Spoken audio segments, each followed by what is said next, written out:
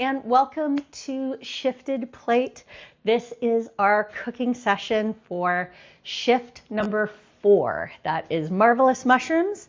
And we are cooking a Korean-style portobello burger today. Ultra crispy, super delicious, a ton of flavor. And we will be talking a little bit more about mushrooms as we go through this. As you all know, if you've been participating in the Shifted Plate. But if you just are stumbling across this video, this is part of our Shifted Plate program, which is a 16-week 8-shift challenge to help you eat less meat. And we do that by introducing you to ingredients that are great replacements for meat, highly nutritious, high in protein, all that stuff that you want from your delicious dishes. We are in Shift 4, these are 2-week blocks. Shift 4 is marvelous mushrooms. And just a little housekeeping, my colleague Robin is backstage and is sitting there ready to answer any of your questions. He's also going to pop a link for Shifted Plate in there, so if you don't have it handy, you can grab it. If you're cooking along with us and you need the recipe, you know you can get that right in the Shifted Plate platform. So we'll just give you a minute to get set up. If you have attended our other cooking classes, you will know that I always remind you to get your prep done, because if you are cooking along with us, it goes pretty quickly. It is, a Wednesday night. I'm sure everybody is just as hungry as I am. And looking forward to this session. There's a couple of blocks where we will be pausing while stuff is cooking. So I wanted to get the most important part of this actual cooking class out of the way, because we need a little bit of time after we do that to prep our other ingredients. And I can tell you a little bit more about mushrooms and about cooking mushrooms and the type of mushrooms when we have that break.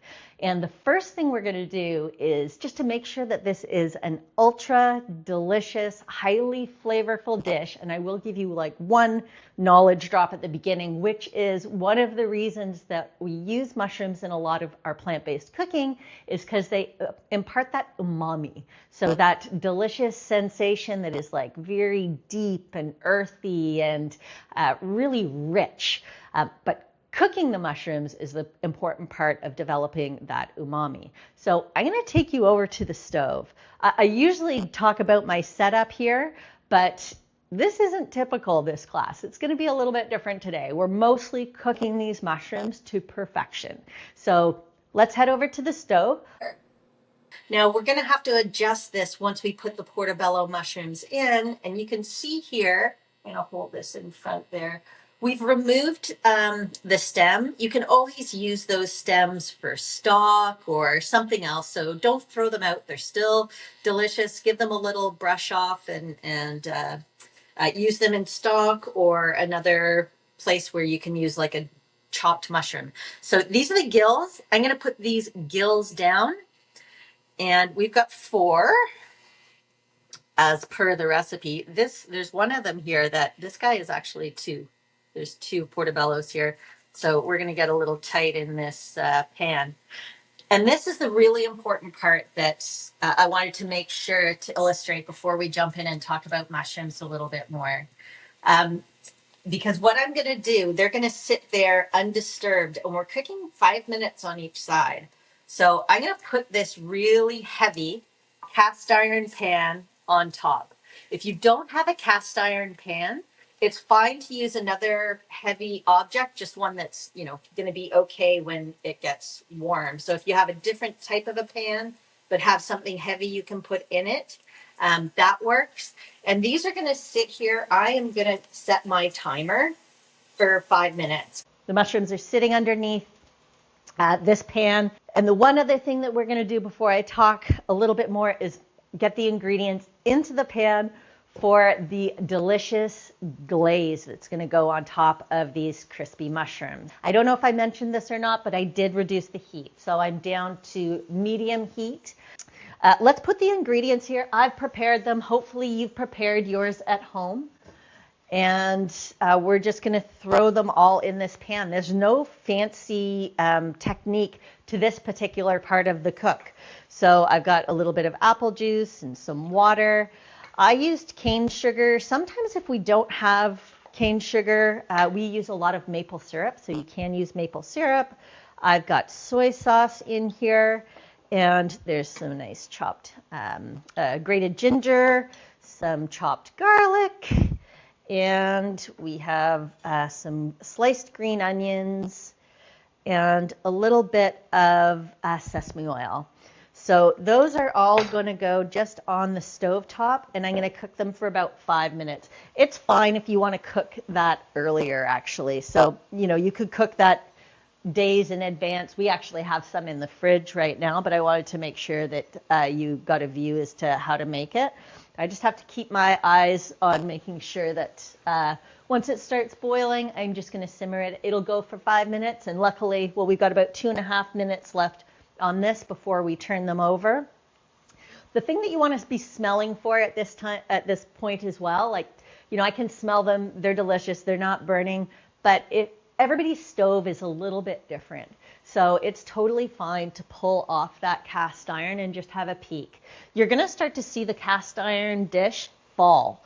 It's going to, because the water is coming out of those mushrooms, I'm just going to adjust the pan a little bit so it's got even weight.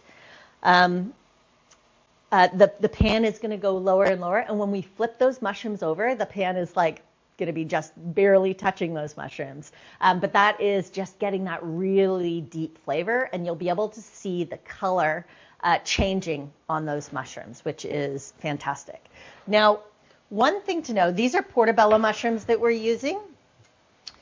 And of course, if you've been in the Shifted Plate, you're aware that we have multiple different recipes that we use throughout the shift. This is our crispy Korean-Style Portobello Burger, but we have a bunch of different supporting recipes that are made with mushrooms in our program for this shift. And they'll have mushrooms like shiitake. We've got some oyster mushrooms in there, some king oyster mushrooms. I'll talk about those in a little bit. We've got maitake and shimeji. I'm not really sure how to say that, but that's one of the mushrooms that are in some of the dishes that you've got in the platform. And they are all delicious. And same idea, like imparting that deep umami. And how you treat them is a little bit different. Fun fact about portobello mushrooms, and you might be, wondering, where are the cremini mushrooms in here? Where are the white mushrooms? Well, coincidentally, white mushrooms, cremini mushrooms, portobello mushrooms, they're all the same mushroom. They're just more mature. So your cremini is a bit more of a mature white bud mushroom, and the portobello is just an overgrown cremini mushroom. So that's what we have on the stove right now. Oh, I'm going to turn this down. This is our sauce. I actually turned it right off. Very sensitive. There we go. Let's just get that set up. Perfect. So that's just going to continue to get all delicious and flavorful. Oh my gosh, you just got a whiff of those green onions. All right. So I'm a little scared that this pan might be getting hot, so I'm using a dish towel. And I'm going to pull it off. There we go. You can see they've already started flattening out. So let's give those a quick flip. And again, I've got oil in the pan there. And when I do flip them, you'll see in the recipe, it calls for us to give it a little bit of salt and pepper. So we're going to just take a nice pincher over the top. And then we're going to use a little bit of pepper. It's just seasoning them. The salt helps to bring out the water in the mushrooms as well, but we didn't want to put it there right away because you don't want them to lose their water too fast. And now, remember how it was like a little high when I put this pan on last time? Hopefully you're getting the idea. This is now touching the side of the initial pan. So, yep, it is definitely reducing there. So they are reducing in size. I'm going to set this for another 5 minutes. And again, using my sense of smell to make sure that we are not overcooking it. And I can hear it too. I can hear what's going on there. So let's go come on back here. All right. So welcome back. So we were talking about mushrooms, and I unveiled the shocking fact that white button mushrooms are actually portobello mushrooms. But I also wanted to point out some of the nutritional benefits of mushrooms. So mushrooms have a bunch of macronutrients, so both, and also antioxidants. So mushrooms are a great source of potassium. One portobello mushroom has as much potassium in it as a banana. I know, hard to believe, right? Yes, it does. And also is abundant in selenium, which is an antioxidant that is super important, very good for us. And it's also a source of vitamin D. There aren't very many edible sources of vitamin D.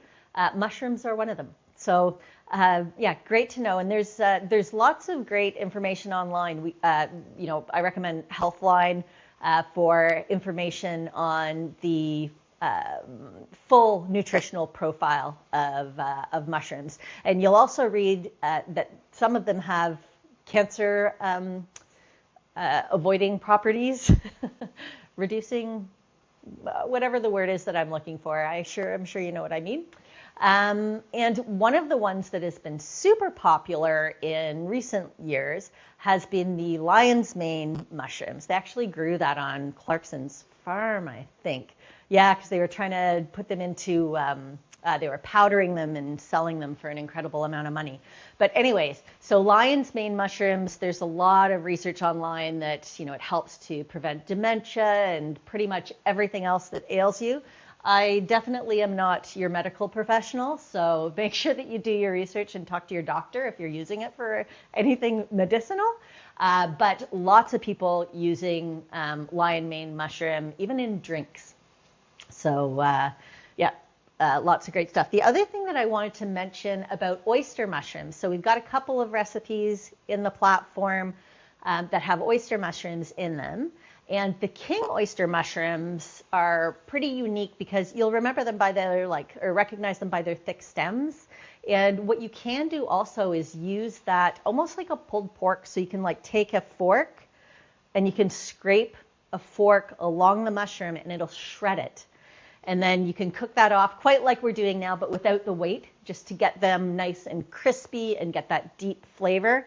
And the one thing, I think I mentioned this, but with all of these mushrooms, if you leave them undisturbed in a pan, that's when they really start to build that umami flavor. You can smell it almost right away, right, as soon as it starts to happen. So, don't be tempted to move those mushrooms around in the pan when you get them in there, and don't salt them right away. Put the mushrooms in if you're cooking a regular mushroom dish, any other mushroom dish, many of the mushroom dishes on the Shifted Plate, and let them sit. Let them sit and get nice and brown. Stir them a little bit, let them sit and get nice and brown. Just always keeping in mind you don't want them to burn. But it's totally fine to leave them sitting there at medium-high temperature for 3 to 5 minutes. So that's your mushroom tip of the day. Don't move them as much as you might have done in the past, unless this is a trick that you are already aware of. I'm keeping my nose open for what's going on over here. I know that I've got my my glaze has been on for over 5 minutes. So I'm just going to leave that because the one thing that we want to do is thicken up that glaze. And during this phase of the cook, what we need to do is try and get those mushrooms to cool down a little bit. All right, so I am going to take them off of here. And I'm just wiping this down a little bit. My pan is not too hot. No worries, not hurting myself over here. And I'm going to take these mushrooms off of the heat. I'm going to bring my little friend pan over here so I can show you what I'm doing. You can see the pan there is boiling. And I'm just going to get my cornstarch slurry ready. I'm actually, you can't see it, I'm taking these off of the pan so they cool down, these mushrooms, these delicious portobellos. They're such a dark color. We're going to look at that in a minute after I put the little cornstarch slurry into my pan. And that cornstarch slurry is really just a mixture of cornstarch and a little bit of water. This is one of those areas where you don't have to be crazy precise, right? So I had prepared a tablespoon of cornstarch. I'm just mixing it with almost equal amounts of water. And I'm just going to pour that in. Hopefully you can see that bowling. And it's going to thicken up really quickly. So I'm just going to put it in and stir at the same time so that it doesn't get any lumps. And it is starting to thicken pretty much right away. And this is so good. This looks like sticky and sweet, and it's got that delicious soy taste to it. So I'm actually just going to turn that off because it's thickening up nicely. I don't know if you can see that. Hopefully the camera is catching how thick that got. So you can see it's sort of the consistency of a thick syrup, maybe even just a little more molassesy. Yeah. All right. So that's ready for when we're ready for it. All right. So let's come on back. Now this is, some people get intimidated. I used to get intimidated by the whole breading situation, right? Like it just seems like a complicated process. It's not, it's super easy. And, you don't have to keep going back to a recipe for it either. So all that this is the batter, is some flour, and we're going to put in equal part of water and a little bit of oil, okay? So that's just going to give us our batter side.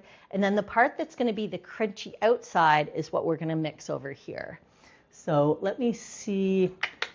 I just wasn't sure if I grabbed a little whisk, but I'm going to put the water in with my, I'm coming over here for my whisk. I put my water in with the oil and flour, and we want to make sure that this is not going to leave big clumps on our delicious mushrooms and ruin everything. So we give it like a really good stir. Now, over here is going to be the dry batter. So, or not the dry batter, the dry coating, right? So we did a flour and panko crust coating. And it's going to have all of these additional spices in it. And, you can add more or less of the spices that you like because we're matching with that Korean spice profile that we've got in the sauce. We have crushed chilies. We've got onion powder, garlic powder. We've got ginger powder and some heat. And feel free to lay back on the heat if you don't like things super hot, or, lean right into it, whatever you like. So this is almost ready. The other thing that is like super interesting that we tried earlier on today, this is actually the second time I'm making these mushrooms today, believe it or not. So earlier today, I tried to do a mixture, a coating mixture, this one, the dry mixture, with quinoa, instead of using the white flour. And I used about a cup of quinoa and just cooked quinoa. So a cup of cooked quinoa. I still used some panko crumbs, and then I added some spices. Anyways, we're not doing that today, but I just thought I'd tell you that is an option as well. A little bit healthier, so I get flour on myself. Should have worn the apron. And now I'm putting in all the spices. So we want to make sure that those are like good and mixed together. Maybe you have yours mixed up already if you've already done a lot of the prep work. And the recipe prefers the air fryer. Like I like the air fryer because it just crisps things up really quickly and really nicely. I'm going to use the oven today just because my air fryer can be a little finicky when it comes to power usage. It's not that it's a super high power usage air fryer. It's just that I live in a 130-year-old house that doesn't have the most powerful electrical profile. So let's get ahead of this breading piece. It's going to be great. It's not nearly as intimidating as you might think. I'm just grabbing a spoon. And here we are I'm going to get set up with this magic thing, which I love. Maybe you have like one of these little sprayer thingamajiggers. They are fantastic for just getting on a light amount of oil, which is what we wanted to do because we didn't want to shallow fry these and get them like, all greasy. What we really wanted was something nice and crisp without too much greasiness, because let me tell you, these are messy enough without the grease. All right, so I'm going to show you, like, this is not super, high tech. This is, I honestly really prefer doing this with tongs, because otherwise it just gets super messy. And just into the batter. Oh, sorry, I was supposed to put this in the flour first. Into the batter, and then into the flour, and then onto our baking tray. But we're going to do the next one properly. So the next one, we'll put it into the flour first. That just dries everything off. But there we go. So we're going to put that one on the tray. These, you can see, because they're a little moist, right? So good to get them dried out. And then we're going to pop them over here. See, I don't like getting my hands in there because then it just turns into this sticky mess, right? So there we go. Let's get this out. And this is going to just create the nicest, thickest batter. And you can see I'm just like popping the, pushing the breading over top. Now, sometimes what I'll do is I will save some of this breading on the side and pour it over the top. That can sometimes make it a little bit easier. But, I mean, doesn't get much easier than this, right? So here we are, like just drying them off again and then into the deep batter. And then if you do have any leftover batter or coating, you can always just, batter some other stuff that you've got lying around. Maybe you've got other mushrooms that you might want to throw some batter on, or pickles. Those are like the hottest right now, breaded pickles. Unless I'm new to the game. Maybe they were always hot and I just am seeing them everywhere now. All right, so here we go with our last one, and then we're going to pop it into this 400-degree oven, and it's going to be about maybe 5 minutes on each side. Let me just get this gooey McGurson over here. It's really going to depend on your oven, right? Like, so everybody has a little bit of a different temperature gauge on their oven. You just want to be watching it to make sure that it's getting nice and crispy. And I am going to rinse my hands off because they're getting pretty messy.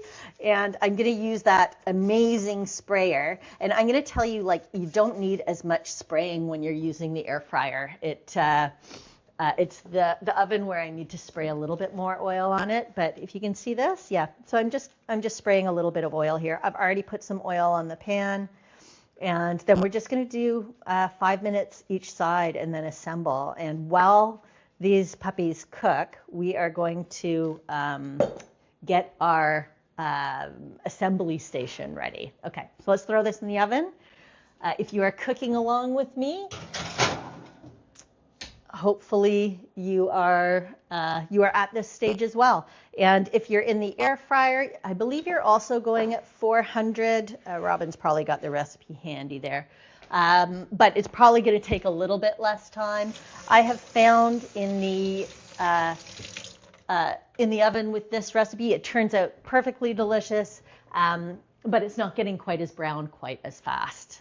If that's the case, we might just accelerate things a little with a quick broil. But for now, let's just set our timer for 5 minutes, and we are going to flip that over in 5. And in the meantime, we'll get that ready to bread our pickles later. And let's get set up with our station here. And excuse me while I just give this a little bit of a wipe so I don't get this all over myself. And yeah, just watching it's making noises over there. Sometimes I lean against the dials. All right, so I did a little bit of additional prep over here. So let's see, what have I got here? So I got my buns toasted already.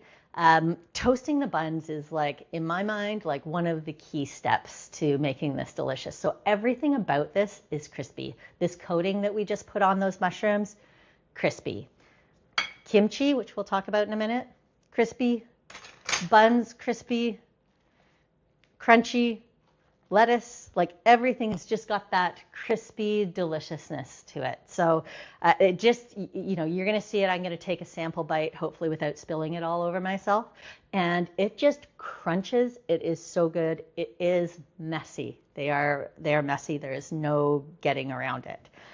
So we have the sriracha mayo right here, which is just mayo mixed with sriracha. And we'll get that going shortly. I don't want to soak the bun, so I won't put it on quite yet. But the recipe calls for kimchi, and the one that is very popular that doesn't have fish sauce in it, because I know some people are avoiding animal products. I think, Robin, maybe you could post in the chat what it's called. Is it called Wildfire or something like that? I'm not sure, but Robin will post it. But this one we made a few days ago. This is a homemade kimchi recipe. There is a link to it in the recipe on the Shifted Plate, and Robin will also pop the link to make this kimchi. And you know, really, it's got a lot of the ingredients that you might put in a coleslaw, but it is fermented. So lots of probiotics. You leave it on the counter for a couple of days. You have to remove all of the air. And yeah, you follow the ingredients that are in the instructions, remove the air as much as you can, put it on the counter for a couple of days, then it goes into your fridge. It can last 5 days. This is like I think they call it emergency kimchi. So it's like, I don't have any kimchi on hand and I don't want to, you know, spend a bunch of time on it, so let's do a fast one at home. And I have to say, like, in a pinch, you could probably, you know, not even wait for it to ferment and still get that delicious crunchiness. But I opened this today after we had closed it for a few days, and it popped because the fermentation obviously is creating bubbles. But funkiness, yes, very funky. Funky and delicious, and very good for you. So those fermented foods, super healthy, great for your gut, and yeah, it's going to go perfectly well on this delicious Korean, crispy Korean-style Portobello Burger. All right, so let me just pull some of this stuff off so I'm not inhibited by the lip of my tray, and I'm going to get ready to get this plated. Now, I know that I've said this a bunch of different times, but we eat with our eyes before we eat with our mouths. So presentation is going to be key. And I know you saw that we have 4 burgers in there, and the recipe is for 4. There are 3 of us eating tonight. So I'm just making 3 burgers, and there'll be a fight over who gets the last portobello nicely crusted. It's going to be, I don't know, quite the fight. Tune in later. So, I mean, this part is not, you know, you don't have to be a accredited chef for this, but we're just going to smother some of this sriracha mayo on both sides of those toasted buns. Now, I did toast these a little bit earlier. It's nice if you can toast them right before you need them, but let's just get this all set up and ready to go. Because when those burgers come off, of course, they're going to be hot and delicious, and we'll want to get all of the other ingredients on top right away, and, you know, just get everybody super excited about how delicious these are going to be. Now, we have served these burgers several times. Sorry, flip time. We've served these burgers several times to family, and both family who are more plant-based eaters, and also to family who are not plant-based eaters. So do you want to have a quick look at that? Yeah, you can see they're still pretty light, and that is not what would be happening in the air fryer. The air fryer, they would just be a little bit darker by this point. And I'm going to spray them again. and they are just going to be on their way to deliciously crispy. I'm actually going to increase the temperature to 425 because I feel like it's just not quite enough. But I did make these in the oven the other day and they turned out beautifully, so I am very confident that this is going to happen again. And I'm just going to put this up to 425. And yeah, look at that. They didn't even say it was actually 400. So we're going to throw that on for 6 minutes now. And while we continue to get these buns ready for the burger delivery. All right, so where were we? Here we go. So let's get the sriracha mayo. Let's make sure that that's the bottom. Yeah, those are all bottoms. And perfect. And then some nice lettuce. And really, you can use whatever lettuce you have on hand. This is just a regular head lettuce. I love those like growing lettuces that you can get with the ball on the end. They just last so much longer in the fridge. There just wasn't one available when I went to pick up some lettuce. And again, just trying to think of exactly how you will place this so it's going to look amazing when the burger is placed on top. And you just want a little bit of that lettuce just peeking out from the bun, right? So like, let's make sure that, there we go. It's not going to be peeking out in the back. There we go. All right. So yeah, you just want it peeking out a little bit, just showing that it's there. And it'll look so great. When we did these on the weekend, of course, we test our recipes multiple times before we do them in front of you. So, we were cooking them on the weekend. And yeah, and fun fact, our lettuce had gotten a little bit wilty, and one of the tricks, and of course we don't want to throw anything out, is when your lettuce does get a little bit wilty, you can just put it in cold water, and after about 30 minutes, pat it dry, and it's crisp and back to life again. So luckily we've got lots of life in the lettuce that's in front of us. Yeah, so we're almost ready to go on those. And the order of operation is going to be the sriracha mayo, then we're going to pop the burgers on top. We're going to put some of the, the glaze, yes, and we're going to glaze. Then we're going to pop some of the kimchi on. We'll actually glaze it on the pan first. Maybe we'll put some on later, maybe even serve it on the side. Save some for our breaded dill pickles. And then put some of the kimchi on top. And then we've got some green onions. And I don't know if I put sesame seeds on it in the recipe, but I'm going to put those on because that sounds like a good idea as well. And you could serve this with multiple different things. Try and keep the same type of a profile.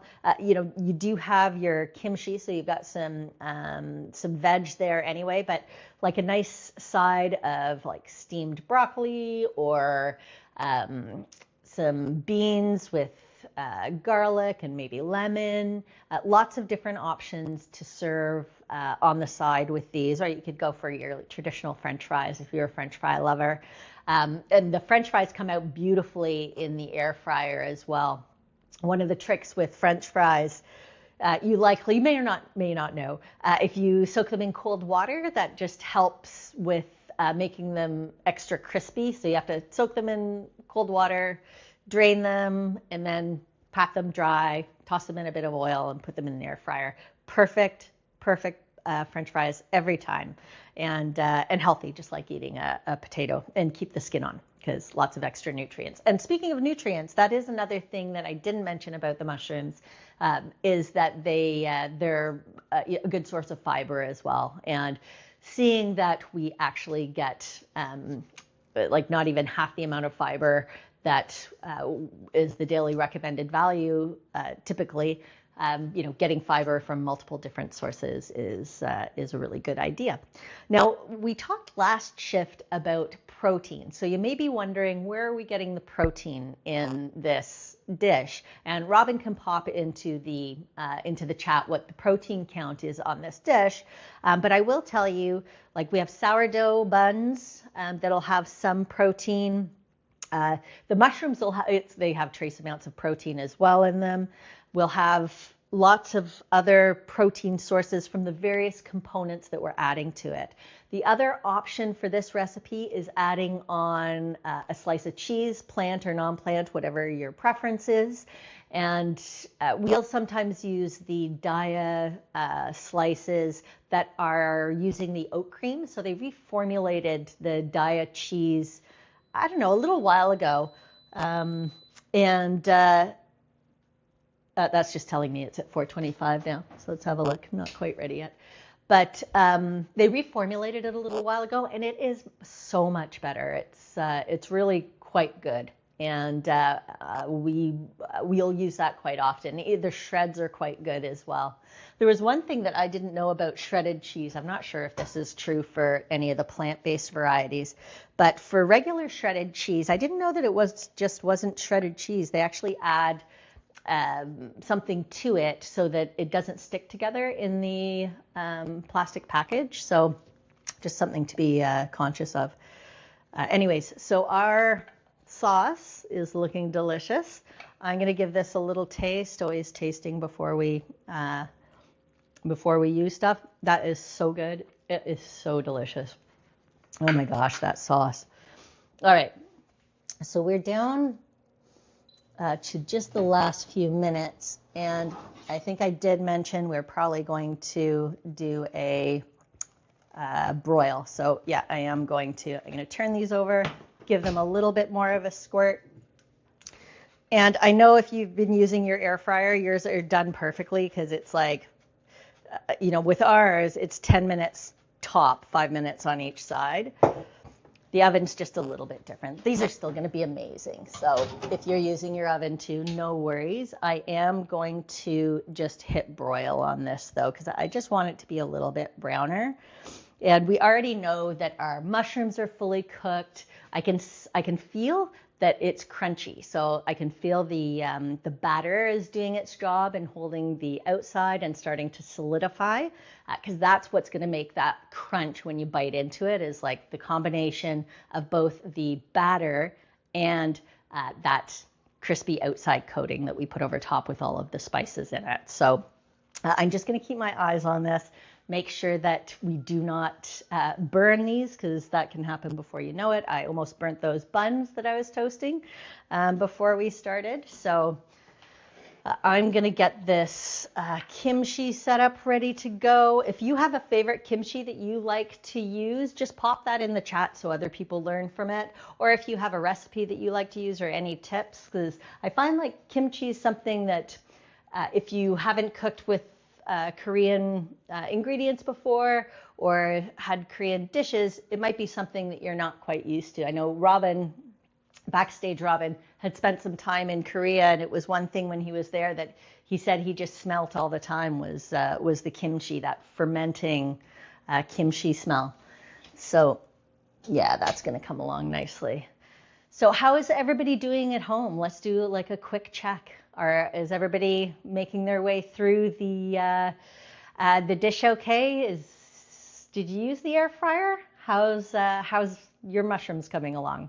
Ours are going to be ready any second now. I'm just stalling while I sit here waiting for them to brown so I can show you the rest of how we're going to assemble these delicious mushrooms. I'm going to get a couple of these things out of the way. So I've got some spices that are sitting there in front of me, because I'm going to want to show this to you when it comes out, and I don't want to knock them over. But this is one of our favorite mushroom dishes for sure. Oh, that's what I was telling you about. When we had cooked this for some family members who were more meat eaters, they had actually done a meat patty plus a mushroom patty on top of that, but then somebody came back for more and had just the mushroom patty on its own as well. This is like, it is a star dish. It's one of those ones that people just love. So I'm going to pull this out because I can see it's getting pretty brown. There we go. And you can see there, they've gotten like fairly brown. I'm going to like toss them just with a little bit more oil, because I know that they do have that It does just make them look a touch richer when you just spray a little oil on top at the end. I'll show you again, because you probably saw that it was just a little bit light colored. There you go. So hopefully you can see again, they've gotten a little darker. All right, so let's put these puppies onto their bun homes. There we go. Oh, we're gonna put on the, don't worry, we're gonna put on the sauce in just a minute. I'm gonna put this one in here. Let's make sure that that's looking delicious, amazing. And this one, the double mushrooms, the one that's gonna cause the arm wrestle. And then let's just drizzle some of this sauce over the top. There we go, nice and thick. Looks good on the counter and on the burger. Woohoo! Even looks nice on the actual plate. There we go. Just nice goobs of it. Yep, this is going to be so good. And again, it's nice that we're all set up here because these are like, they're coming out hot. They're going to be nice and delicious. Now we're going to pop some of the funky kimchi on top. There we go. And how's everybody making out? Hopefully you're starting to assemble your burgers as well. You can see, oh wow, that just smells so good. And hopefully they are looking as good from that camera as they are sitting right in front of me here. There we go.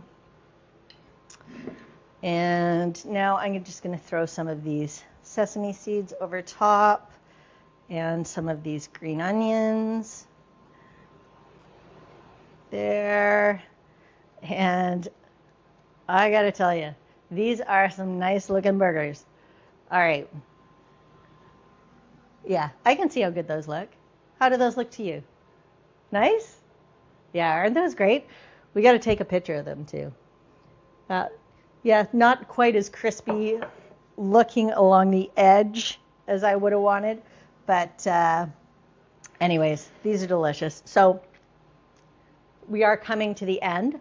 I'm going to remind you, if you were cooking tonight or when you do cook, to jump into the shifted plate, mark your dishes cooked, take the time to take a quick picture and upload it to the platform, because that's what's going to give you those environmental metrics.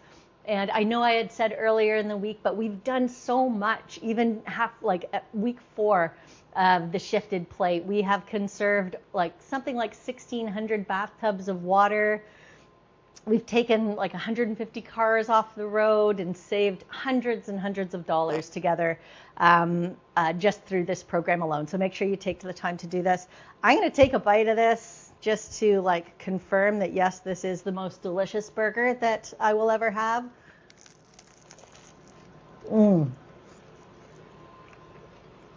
Yep. Ooh, did I spill it on myself? If I didn't, I'm about to. This is so good. Thank you so much for joining us today. Thank you so much for being part of the Shifted Plate. I hope that you love this burger as much as I do, because it is fantastic. And please take your pictures, upload them to the platform, send us feedback, and we will be cooking together again in a couple of weeks. But make sure after you've cooked this dish, try some of the other delicious mushroom dishes that are in the platform. I'm sure you'll love them just as much as we do. So thanks, everybody. That's it. Good night.